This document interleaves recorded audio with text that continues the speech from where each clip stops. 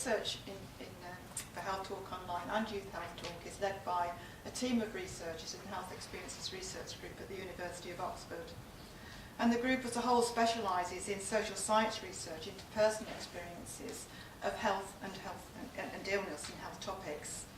And they work very closely with the DIPEX charity who are responsible for the website to disseminate these findings on each of the sites respectively. In terms of young people, I think what sort of struck me really was their willingness to take part in clinical trials. I did anticipate maybe they were hesitant, but how much they understood about it as well.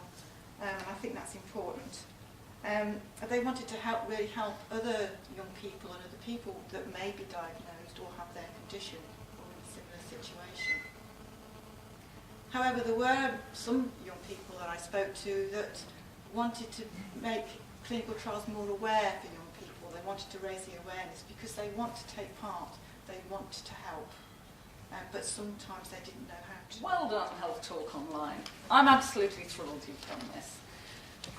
We really do need clinical trials. How are we going to take clinical care forwards if we don't know what works and what doesn't? And we know that it is only right that patients should join in understanding the issues and join in because they want to and they can see the reason to do it, the advantage to them and society for doing it. So this website's a very important resource for families and children.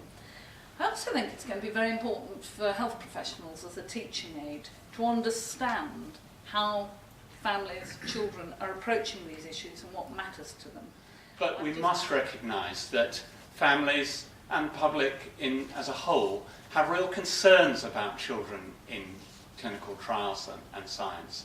And the media represent this, not always positively, for the families and for the researchers as well. Support, so message to children. Encouragement or empathy best comes from someone in the same situation as you. And that's where it's important for the Health Talk Online, as you can go onto that and you can see people in the same position, so you can listen to their experiences, you can see what they've got to say about it. So my experience of clinical trials started before I was really aware of it.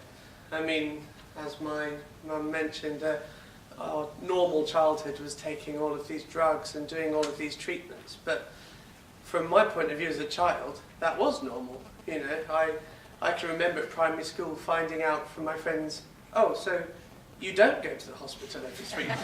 Oh, you don't have to take all these tablets. Oh, that's odd. So from taking part in research helps you learn about your own condition and you know what's going on with you. And I think if you want the best way to look after yourself when you have a condition like mine is to understand it and know what's going on. And then, yeah, then along came, as my mum said, this gene therapy trial. Now this really, really was where I was excited before because I might get to stop taking one of the medicines I had to take. This was really exciting. This came along when I was, you know, when I guess I was about 20, so I really understood what it was about, and just knowing that within where medical science is, gene therapy is, you know, pretty much on the cutting edge of it, and so to be able to take part in that really was exciting. Many doctors don't know that paragraph 14F of the GMC's Good Medical Practice booklet says you must help to reduce uncertainties about the effects of your treatments. So there is an ethical requirement on doctors to participate in research to address uncertainties. The trouble is that life is made very difficult for doctors who actually do take the view that they have that responsibility, and it's relatively easy for doctors who don't. It was put very well by a paediatrician, Richard Smithell, some time ago. I need to get permission to give a treatment to half of my patients to find out whether it does more good than harm, but not if I wanted to give it to all of them. Doctors can do anything they like in the clinic as long as they promise not to learn from it. The last comment that I want to make is that I think Anne Macpherson would have been really chuffed to have been at this meeting. She was a great friend of mine, and I wish she was here. Thank you very much indeed.